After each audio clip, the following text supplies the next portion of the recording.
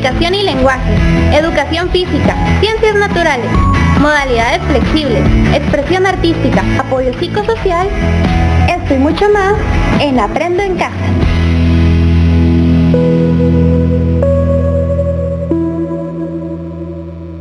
Bienvenidos a Aprendo en Casa. Yo ya estoy listo para aprender, espero que ustedes también. Y no te olvides de ingresar a nuestro portal de internet para reforzar todo lo aprendido dentro del programa.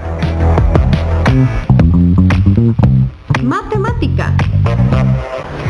Hola, ¿qué tal? Bienvenidos una vez más al segmento de Matemática, donde tú aprendes en casa. Mi nombre es Lorena Cortés y el día de hoy vamos a estar trabajando lo que son funciones, pero si todavía no tienes tu cuaderno de notas contigo, te invito a que lo tengas y puedas anotar las características más importantes y adjuntarla a tu portafolio. El día de hoy vamos a ver específicamente lo que son funciones inyectivas y para ello necesito que primero recordemos qué son las funciones.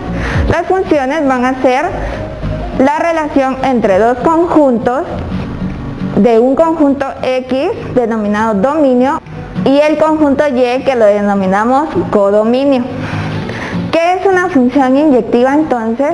La función inyectiva a mí me va a servir para poder determinar la relación que existe de un elemento inicial a un elemento final.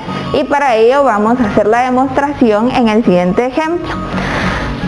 Ve que en el primer conjunto, que es X, que es el conjunto dominio, vamos a tener la relación de personas respecto a sus alturas. Y vemos, por ejemplo, que Margarita tiene una altura de 1.40 metros, que Lester tiene una altura de 1.50 metros y que Jorge tiene 1.65 metros. Pero si te das cuenta, ninguno de ellos tiene en común la misma altura. Y eso es lo que nos quiere decir la función inyectiva, que los elementos del conjunto inicial van a ser distintos y por lo tanto la imagen que vayan a proyectar van a ser diferentes y no van a estar en común con el primer conjunto. A diferencia de este ejemplo que te voy a mostrar. Por ejemplo, ya en un conjunto numérico voy a tener en este caso un menos 2, un 0 y un 2, el cual va a tener una imagen en nuestro conjunto Y de 3, menos 1 y 3, debido a que está dada por la función f de x es igual a x cuadrado menos 1 y al momento de sustituir estos valores en mi variable x me va a proporcionar los siguientes elementos. Pero si observas bien, hay dos elementos del conjunto inicial que a mí me proyectan la misma imagen en mi conjunto de llegada. Y es que el menos 2, al elevarlo al cuadrado, me va a dar un número positivo, que al restarlo con el menos 1 va a seguir siendo positivo y en este caso es el número 3. Sin embargo, también el 2, por ser positivo y al elevarlo al cuadrado y restarlo, me proporciona la misma imagen. Lo que quiere decir de que matemáticamente estamos hablando del mismo elemento con una misma imagen. Y eso no es cierto, por la diferenciación de que tenemos un signo negativo y un signo positivo. Por eso, en el lenguaje matemático lo escribimos así.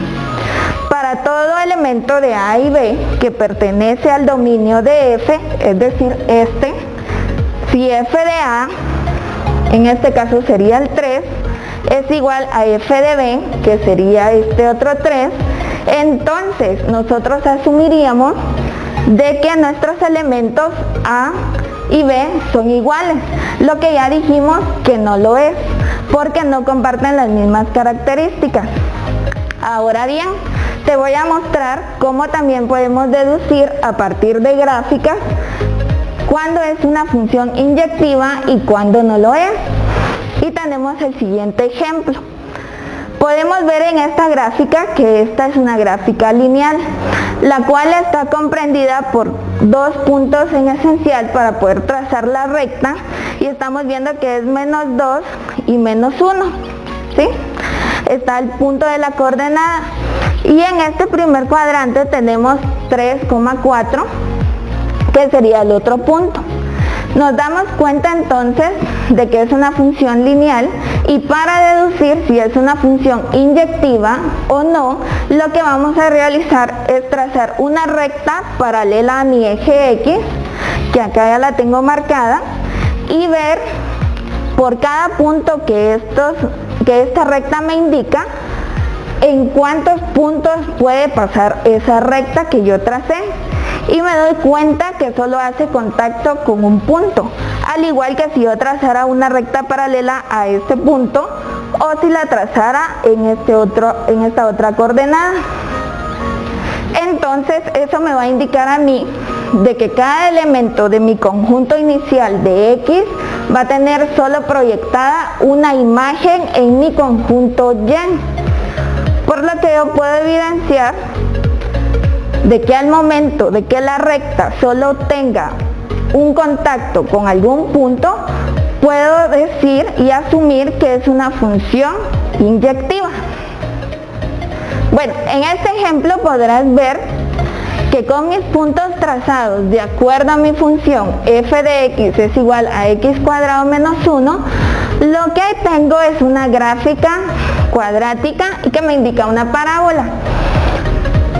Aplicando la misma opción de trazar una recta paralela a mi eje X, que recordemos que es el eje horizontal, ¿sí?, y la subimos a nuestros puntos donde nos indica la gráfica, podemos ver de que esta recta sí pasa y hace contacto específicamente con los dos puntos de menos 2,3 y 2,3. que es lo que me refleja la imagen del número 3 positivo. Y al darme cuenta de eso, estoy observando que el elemento de Y, que es el de llegada, es el mismo. Por lo tanto, nosotros sabemos que los elementos del conjunto X no pueden tener una misma imagen a la vez. Por lo que descartamos y llegamos a la conclusión que esta no es una función inyectiva. Ahora bien, recuerda las características fundamentales de una función inyectiva, que es la que sus elementos tienen que ser distintos del conjunto X y por lo tanto va a tener elementos distintos en el conjunto Y. También de que podemos hacer la operación de trazar una recta paralela a nuestro eje X para comprobar si en la gráfica determinada es una función inyectiva o si no lo es. Así que hemos llegado al final de este segmento. Espero que te hayan sido útiles estos tips para poder determinar si una función es inyectiva o no. Y no olvides, aplícate gel las veces que puedas, usa correctamente tu mascarilla y nos vemos hasta la próxima. Comunicación y lenguaje. Bienvenidos a este nuevo segmento de comunicación y lenguaje. Vamos a trabajar un tema de bastante interés. Creo que ustedes ya lo han utilizado. Son las frases de transición o expresiones de transición. ¿Conoces el semáforo? Muy bien. ¿Te recuerdas el significado de los colores? Exactamente. Ese vamos a utilizar el día de hoy. El semáforo tiene 3 colores. El verde, que quiere decir continúa, el amarillo precaución y el rojo alto. Del mismo modo vamos a utilizar nuestros colores para este tema. Vamos a utilizar el color verde para dar el inicio a nuestras expresiones, el color amarillo para darles continuidad y el color rojo para dar un alto o finalizar. Pero, ¿qué es expresarnos? Muy bien, es transmitir nuestras ideas. ¿Y te recuerdas cuáles eran los pasos para hacer una narración? Recordemos. Primero tenemos que determinar el evento que quiero narrar y ese va a ser el inicio de nuestra narración. Para determinar el evento vamos a fijarnos en a quién le ocurrió, cuándo ocurrió y cómo ocurrió. A eso tú le puedes adicionar más preguntas como cuándo, dónde, cómo, dependiendo del texto que quieras narrar. En el nudo vamos a presentar los sucesos que ocurrieron, las descripciones, diálogos o las frases de transición, que es el tema que vamos a desarrollar. Y por último, en el desenlace vamos a trabajar las oraciones de cierre. Veamos el ejemplo. ¿Te recuerdas? Inicio, nudo y desenlace. El color verde va a ser nuestro inicio, el color amarillo el nudo y el color rojo el desenlace. Cuando tú quieres expresarte de forma oral o escrita en un argumento narrativo, vas a utilizar cualquiera de estas frases para iniciar. Algún tiempo atrás, una vez, hace mucho tiempo. ¿Te has dado cuenta? Son las frases que se utilizan en muchos libros cuando te están narrando una historia. Por ejemplo, en los libros de cuentos regularmente inician con hace mucho tiempo y te narran la situación. En el medio o en el nudo, para darle interés al lector, utilizamos estas palabras. Por ejemplo, al poco tiempo, en breve, después, inesperadamente, más tarde. Cuando tú lees estas palabras, te conectas nuevamente con el texto y atraes tu atención. Y para finalizar o para el desenlace, vamos a utilizar frases como al final, eventualmente, finalmente, por último. ¿Te has dado cuenta? Si es un texto narrativo, se utiliza este tipo de frases de transición que hacen precisamente la función de un puente. Conectar el texto inicial con la idea secundaria para que tengan coherencia y tengan concisión. También tenemos el argumento explicativo o informativo. Cuando tú quieres explicar un tema o trasladar una información en específico, puedes utilizar estas frases. Para abrir tu explicación puedes utilizar en primer lugar, para empezar o primeramente.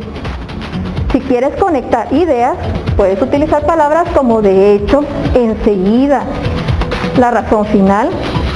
Y para cerrar, puedes decir en conclusión, en general, finalmente o no resulta claro, entre otros ejemplos. Pero si tú quieres expresar una opinión escrita o de forma oral, vas a utilizar este semáforo. Recuérdate, para el inicio, para decir tu opinión, vas a utilizar frases como en mi opinión, yo pienso, yo siento, yo considero. Después tienes que ofrecer motivos y razones por las cuales quieres convencer a las demás personas o expresas tu opinión. Para ellos vas a utilizar palabras como podemos comenzar, asimismo, como segunda parte, lo siguiente, los cuales te van a servir para enlazar tus ideas. Y por último, para concluir tu opinión, puedes utilizar frases como podemos ver, concluyendo, es claro que, obviamente o es evidente. ¿Te has dado cuenta? Las frases de transición o enlaces nos sirven precisamente como una función de puente para unir tus ideas. Cuando pensamos, extraemos ideas por separado, pero a la hora de transmitirlas a las demás personas tenemos que conectarlas. Y es por ello que te das uso a este tipo de frases o palabras para expresar transición. Por ejemplo, vamos a hacer una práctica. Si en este momento queremos narrar una historia, piensa en un personaje. Cuando determinas el personaje, ya sabes a quién vamos a narrar o de quién es el suceso. Ahora pensemos, ¿cuándo ocurrió? Fijemos una situación, un momento. ¿Y cómo ocurrió? En este momento quiero que pienses cuál es el evento, cuál va a ser el nudo o el problema que vas a presentar en tu narración. Muy bien, ¿ya tienes listo tu personaje? Ahora, ¿qué tenemos que hacer? Muy bien, vamos a hacer una descripción, un diálogo o una frase de transición. Pero en este momento te voy a hacer una propuesta, vas a hacer algo fácil. ¿Te recuerdas de los libros de cuentos que leías desde que eres pequeño? Vamos a inventar un cuento corto. Entonces puedes hacerlo por medio de una narración para que sea mucho más fácil.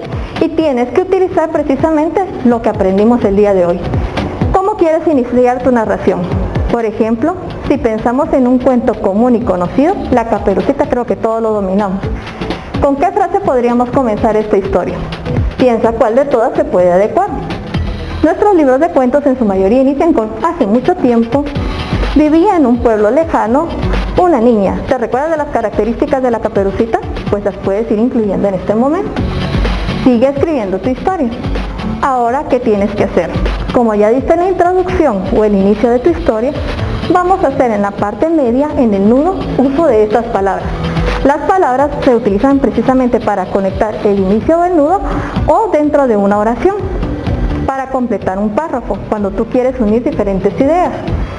Por ejemplo, ¿qué era lo que sucedía con la Caperucita? La Caperucita tenía que darle la comida a su abuelita, entonces ese es el problema que tienes en este momento. Vas a utilizar las frases de transición para unir esto con el siguiente evento. ¿Te recuerdas cuál era? Muy bien. Caperucita es engañada por el lobo y se pierde en el camino, toma el camino más largo. Ya tenemos una segunda idea y tengo que usar frases de transición para ir enlazando mis ideas. Después, ¿qué sucede? El lobo se disfraza de abuelita y engaña a Caperucita. Tengo una idea más. ¿Qué frase puedo utilizar? Y pensemos, ¿cuál es el desenlace? Caperucita se da cuenta que el lobo la está engañando y ¿qué hace en ese momento? En ese momento, pues, rescata a su abuelita y el leñador llega a ayudarla. Entonces sabemos cuál es el final de la historia. ¿Qué tienes que hacer tú? Buscar las frases de transición para que nuestros párrafos queden redactados de una forma que sea clara, que sea concisa para que tengan la información básica y que las personas que van a leer tu historia pues lo puedan también entender. Te recomiendo que practiques. Puedes tomar, por ejemplo, tus guías de autoaprendizaje, también los libros de texto que estás utilizando del Ministerio de Educación, los que utilizan tus docentes, o cuando escribes tus trabajos o investigaciones que presentas para los docentes. Las frases de transición serán una excelente herramienta para que tú puedas redactar de forma correcta. Recuerda, es importante que practiquemos todos los conocimientos para ir mejorando nuestra forma de escritura y la redacción. Recuerda lavar tus manos constantemente. Te invito a que las desinfectemos en este momento con gel antibacterial. Quédate en casa, juntos saldremos adelante. Ciencias naturales. Vamos a retomar la acción de sales o la nomenclatura de sales binarias, de tal manera que vamos a utilizar los conceptos que habíamos elaborado anteriormente. Para este caso vamos a retomar únicamente la nomenclatura del sistema Stock, correspondiente al numeral romano. Esta correspondencia se debe a las disposiciones de IUPAC a partir de 2005. Vamos a ver algunos ejemplos sencillos para nombrar los compuestos utilizando únicamente el sistema de nomenclatura Stock o numeral romano. Para ello tenemos que recordar la fórmula general de sales, que sería metal más no metal producirá una sal. Recordemos también que en una ecuación química vamos a tener por un extremo la estructura de los reactivos y del otro extremo los productos. La flecha la vamos a interpretar como reacciona y produce. No vamos a utilizar el signo igual debido a que corresponde a otro tipo de interpretación. No es lo mismo tener una cantidad de elementos y que produzca un compuesto a tener valores numéricos. Se denomina ecuación química a esta estructura simple. Para ello vamos a tener entonces un elemento metálico. Vamos a poner, por ejemplo, el elemento titanio, representado por su símbolo, más su carga de valencia o su número de oxidación. Según la estructura de la tabla, este elemento corresponde a una carga más 4, más un elemento no metálico. Vamos a colocar como elemento el elemento nitrógeno. Este va a ser electronegativo, por lo tanto su carga de valencia va a ser negativa. Como se encuentra en la columna 5, puede tener números de oxidación menos 1, menos 3, menos 5, de tal manera que vamos a utilizar el menos 3.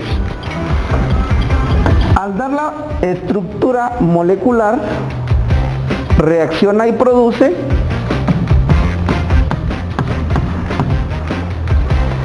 esos serían los elementos ordenados. Primero el elemento metálico y luego el elemento no metálico. Los números de oxidación se cambian de tal manera que se pueda interpretar como la cantidad de átomos por fórmula. Por tanto, podemos decir que 3 titanios o 3 átomos de titanio y 4 átomos de nitrógeno van a formar una sal. ¿Cómo se nombra la sal? Primero colocamos el nombre del no metal con la terminación uro.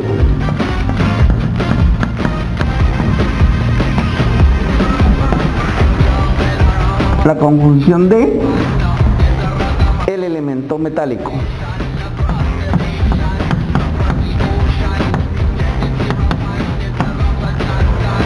Titanio. En general sería este el nombre de la sal. Sin embargo, vamos a encontrar el nitrógeno con otras cargas de valencia y el titanio también con otra carga de valencia, o sea que se puede formar otro compuesto, de tal manera que pertenecen a la familia de los nitruros de titanio. Para darle la variación y establecer claramente cuál es la carga de valencia de cada átomo, colocamos después de cada uno de los nombres el numeral romano correspondiente al número de oxidación. El titanio con valencia 4,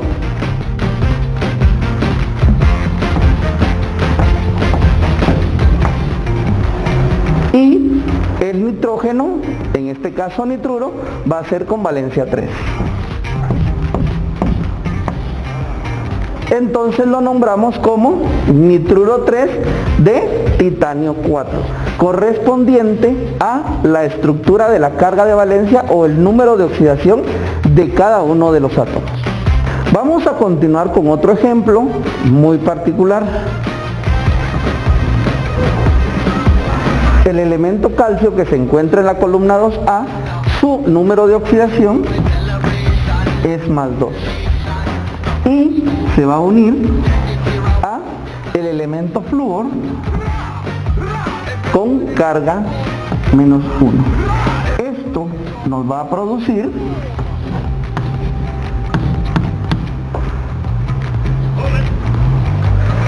CaF2. ¿Cómo lo nombramos? Vamos al elemento no metálico y le damos la terminación uro para indicar que es sal. Entonces,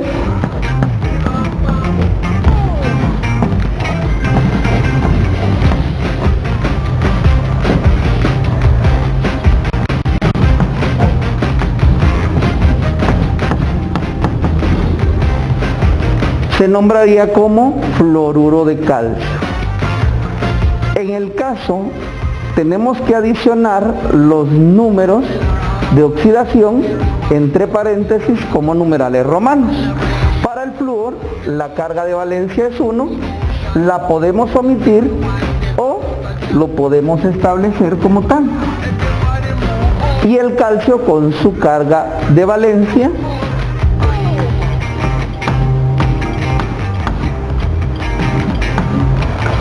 leeríamos como fluoruro 1 de calcio 2.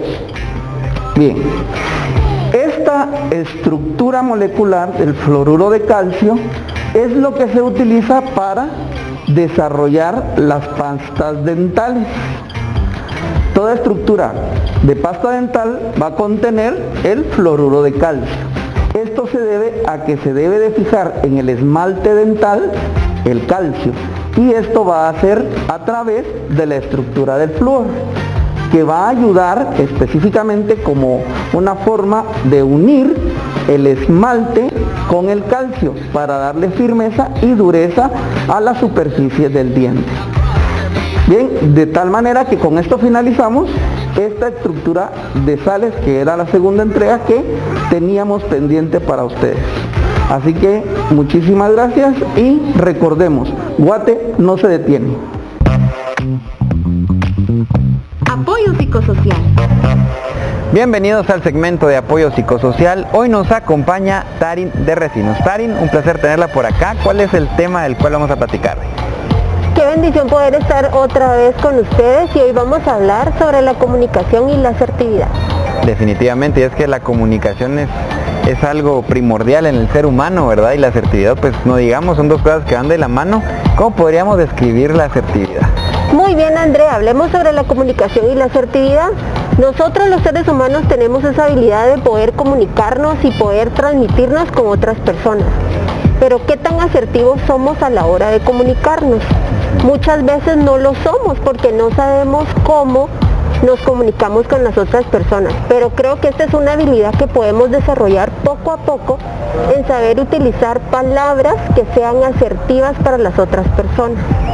Claro, y es que muchas veces pues logramos tener una comunicación, pero al final nuestra comunicación puede que no sea asertiva, ¿verdad?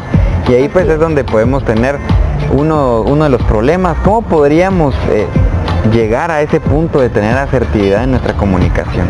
Yo creo que nosotros podemos ser proactivos en nuestra comunicación cuando dejamos de lado las palabras que sean ofensivas, las palabras que descalifiquen a las demás personas, las palabras en que nosotros podemos llegar a juzgar también a los demás. Hay palabras que son realmente de bendición para otras personas, pero hay otras palabras que pueden juzgar a los demás. Entonces creo yo que si nosotros somos personas intencionales y proactivas, podemos llegar a tener una comunicación de asertividad. Sí, definitivamente. Es que cuando, por ejemplo, no tenemos una comunicación asertiva, pues también caemos en esos momentos donde puede existir confusiones, donde por no transmitir adecuadamente esa información o a veces lo que uno siente, pues se pueden generar esas confusiones que pueden llegar a incluso pues a generar molestias en las personas las personas que nos rodean, nuestra familia, nuestros amigos, nuestros compañeros, ¿verdad? Y no olvidemos que la comunicación tiene que ver también mucho con el lenguaje corporal que nosotros proyectamos a los demás, ¿verdad? Entonces también podemos expresar enojo, alguna actitud negativa hacia la otra persona, y esto puede crear enfrentamientos y puede crear también roces con las otras personas. Entonces nuestra manera de comunicarnos debe ser también con una posición positiva ante los demás, ¿verdad? Para evitar enfrentamientos. Entonces, ¿qué nos puede caracterizar una comunicación asertiva? A mí me gusta mucho esta frase y dice: cuando practicamos una comunicación asertiva con los demás, empezamos a crear relaciones de poder. Entonces, ¿qué tan poderosos podemos ser? Es cuando nosotros nos comunicamos asertivamente con los demás. Definitivamente, Tarin. Y por ejemplo, ¿qué recomendaciones le podría usted dar a las personas al momento de pues poder llegar a ese punto de tener una comunicación asertiva? Sabemos que todo el mundo se comunica constantemente, ¿verdad?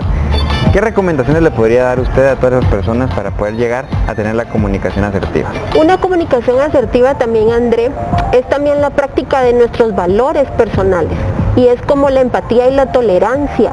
Y me gusta mucho una frase que dice: mira con los ojos de otro, escucha con los ojos de otro y siente con el corazón de otro. Podemos ser empáticos con todas las personas, podemos practicar la tolerancia también, porque si nosotros no tenemos empatía y tolerancia, aunque seamos las personas más inteligentes y exitosas, vamos a perder relaciones de poder con nosotros. Tips para obtener una mejor comunicación asertiva es el face to face, el cara a cara. Muchas veces, ahora que nosotros tenemos muchas redes sociales, ¿qué pasa cuando estamos en un teléfono? Te dejo de mirar y dejo de tener ese vínculo, ¿verdad?, con los ojos contigo. Entonces te estoy diciendo: no me interesa lo que tú me estás comunicando. Entonces, tips es cara a cara, mirarte a los ojos, vincularte con las personas. Eso hace que nosotros no practiquemos el desprecio, porque ¿qué pasa si yo estoy hablando contigo y no te miro? Es como tener una actitud de desprecio ante ti y decirte que no me interesa lo que tú dices. Que podría catalogarse también como una falta de respeto, como ¿verdad? Bueno, en nuestro tiempo era una falta de respeto. Entonces, son valores que están regresando hoy en día. Otra es la práctica de la escucha activa. A veces oímos, pero no escuchamos a los demás. Ese es también un tip para una comunicación asertiva. Evitar preguntas fácticas como respuestas cortas, como ¿cómo estás? Bien. ¿Cómo te sientes? Bien. Sino que ahí cortamos la comunicación asertiva contigo. No estoy teniendo una comunicación fluida contigo. Otra es ser intencional, ser comunicativos.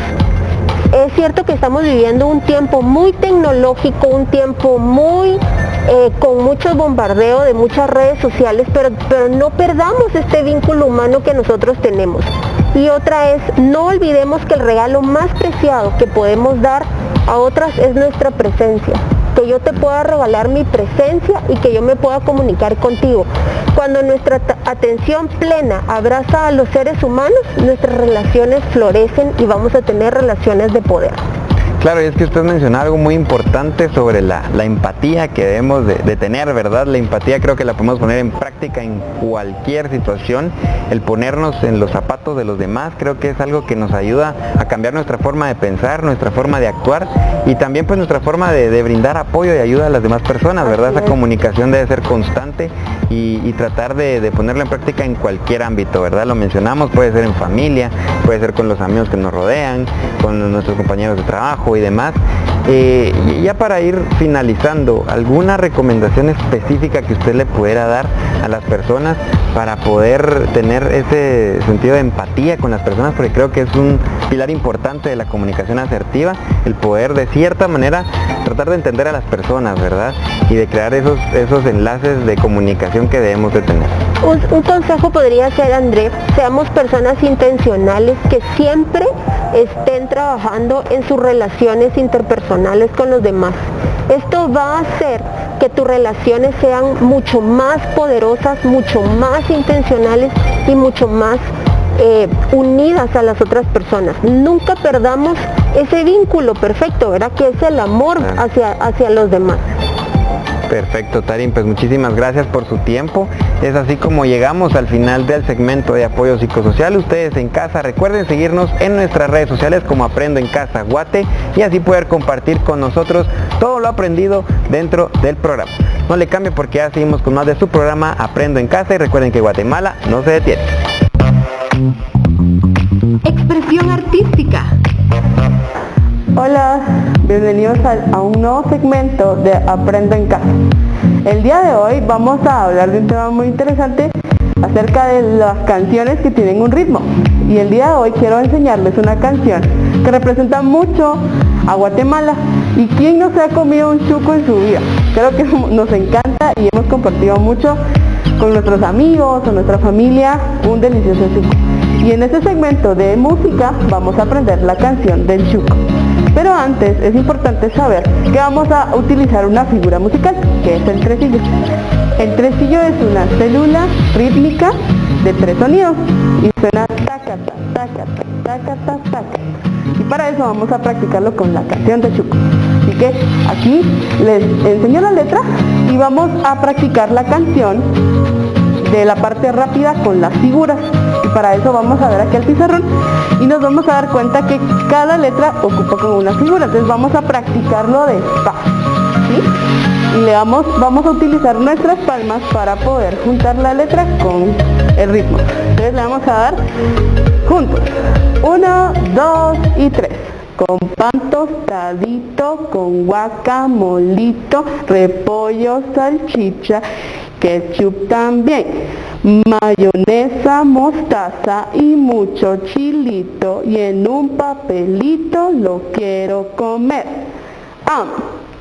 Le damos una vez más. ¿Listos? Con pan tostadito, con guacamolito, repollo, salchicha y ketchup también, mayonesa, mostaza y mucho chilito, y en un papelito lo quiero comer. Entonces ahora que ya la tenemos, vamos a practicar con la canción. ¿Listos para cantar? Contemos. 1, 2 y 3.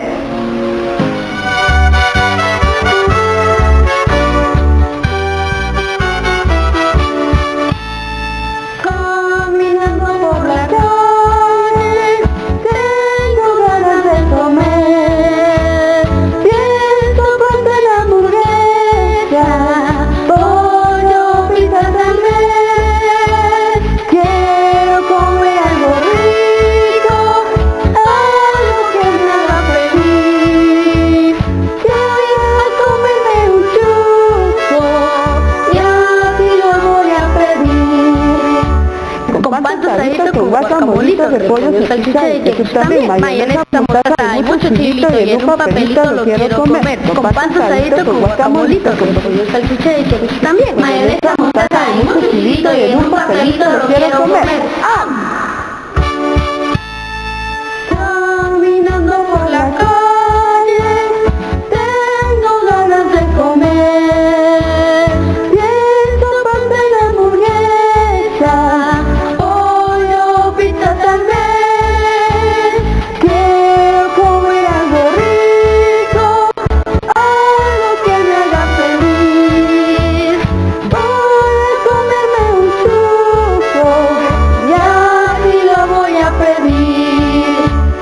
con pan tostadito, con guacamolito, repollo, salchicha y queso también, mayonesa, mostaza y mucho chilito y en un papelito lo quiero comer. Con pan tostadito, con guacamolito, repollo, salchicha y queso también, mayonesa, mostaza y mucho chilito y en un papelito lo quiero comer. ¡Ah!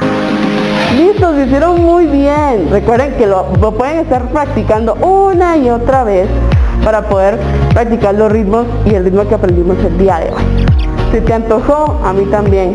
Recuerda que tú puedes hacer un yuco en tu casa y poder acompañar esa preparación junto a esta canción y con estos ritmos.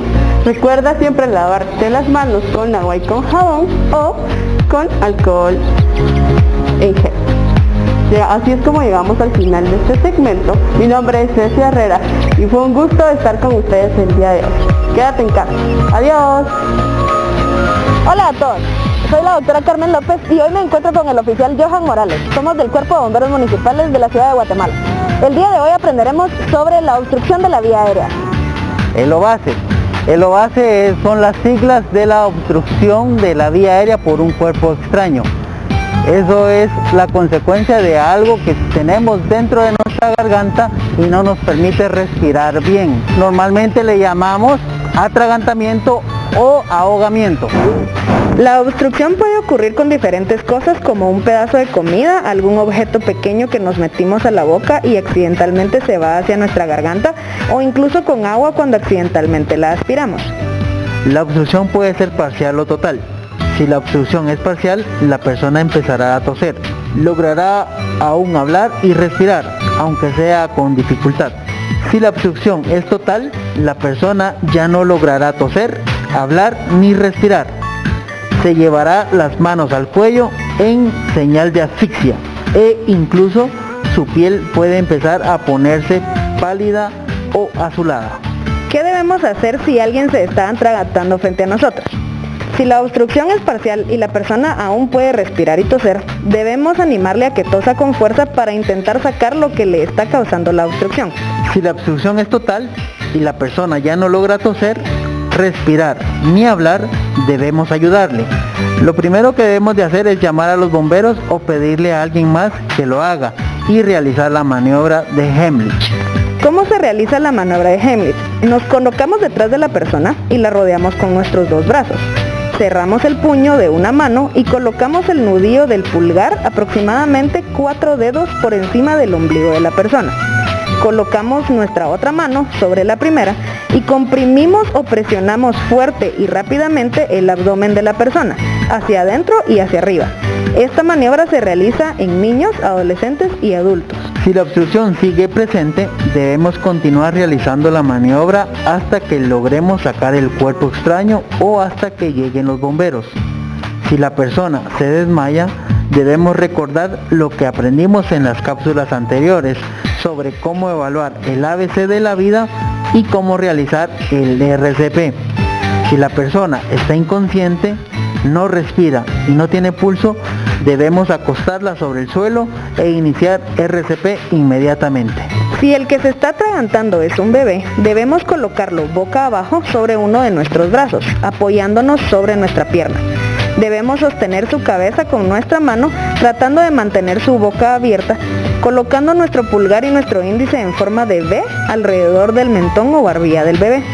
Debemos asegurarnos que la cabeza del bebé esté más abajo que el resto de su cuerpo. Con el bebé boca abajo, debemos darle hasta 5 palmadas o golpes secos en el centro de la espalda, a la altura de los hombros. Luego, colocarlo boca arriba, siempre sobre nuestro antebrazo y sosteniendo la parte de atrás de su cabeza con nuestra mano. Y darle hasta 5 compresiones torácicas con 2 dedos.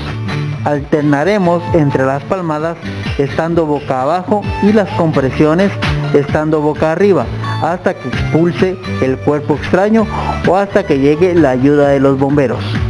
Si el bebé se desmaya, es decir, queda inconsciente, no respira y no tiene pulso, debemos iniciar las maniobras de RCP que aprendimos en las cápsulas anteriores. Hoy aprendimos de lo base, la obstrucción de la vía aérea por un cuerpo extraño. Puede ser parcial o puede ser total. Estos son los consejos que te da el Cuerpo de Bomberos Municipales de la Ciudad de Guatemala. Recuerda, juntos saldremos adelante. Juntos logramos más. Y quédate en casa.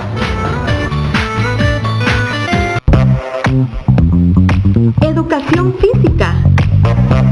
Mi nombre es Gilberto Sack, estamos en un segmento más de Aprendo en Casa. En esta ocasión les traemos una serie de ejercicios de explosividad y de potencia para el nivel básico. Empezamos con un calentamiento. Importante realizar actividades de movilidad articular. Muy importante que realicemos los ejercicios para las articulaciones de extremidades inferiores y extremidades superiores. También debemos de incluir ejercicios que permitan elevar la frecuencia cardíaca.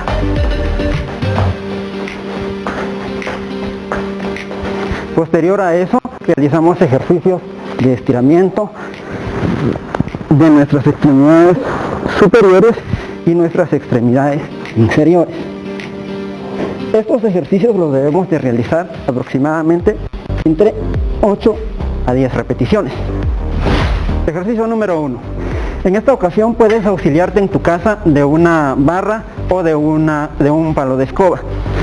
El ejercicio es el siguiente, es la primera fase de la arrancada. Debemos de bajar hasta llegar a la posición de sentadilla profunda. Nos extendemos las extremidades inferiores hasta quedar apoyados sobre la punta de los pies.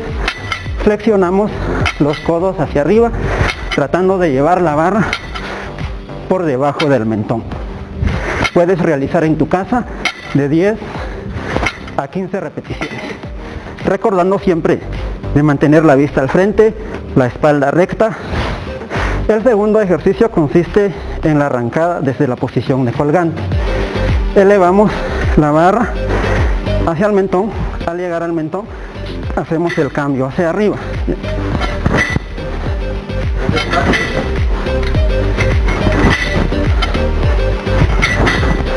En tu casa puedes realizar de 10 a 15 repeticiones, siempre manteniendo la vista al frente, la espalda recta. Al momento de iniciar, debes de hacerlo con una ligera flexión del tronco hacia adelante.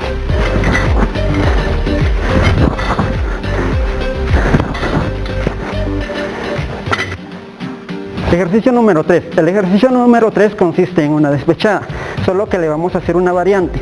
Al momento de su ejecución lo vamos a hacer de manera lenta, contrayendo todo el cuerpo. De esta manera. Bajamos despacio, subimos despacio, bajamos despacio, tratando de contraer todo el cuerpo desde la punta de los pies hasta la punta de los dedos de las manos. Puedes realizar en tu casa entre 10 a 15 repeticiones, de acuerdo a tu condición.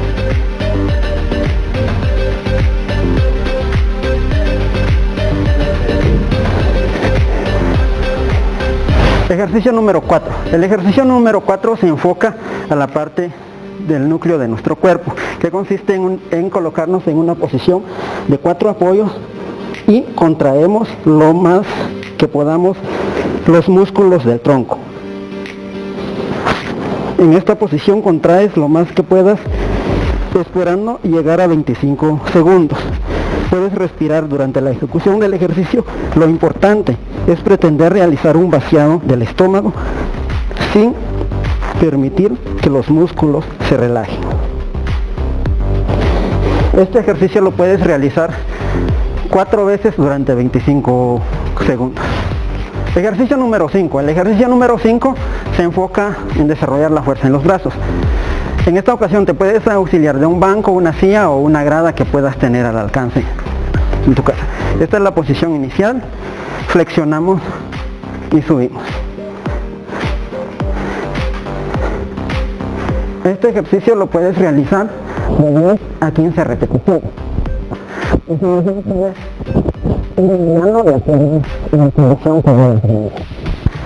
Los ejercicios que hemos realizado los puedes realizar en 4 series de las cantidades que hemos dicho, y recuerda al final realizar un buen estiramiento de las extremidades superiores y un estiramiento de las extremidades inferiores.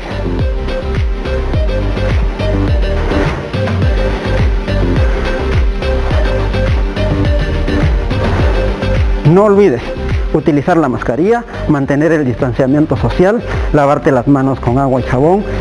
Y recuerda, a Guatemala nada la detiene. Hasta la próxima. matemáticas, comunicación y lenguaje, educación física, ciencias naturales, modalidades flexibles, expresión artística, apoyo psicosocial, esto y mucho más en Aprendo en Casa.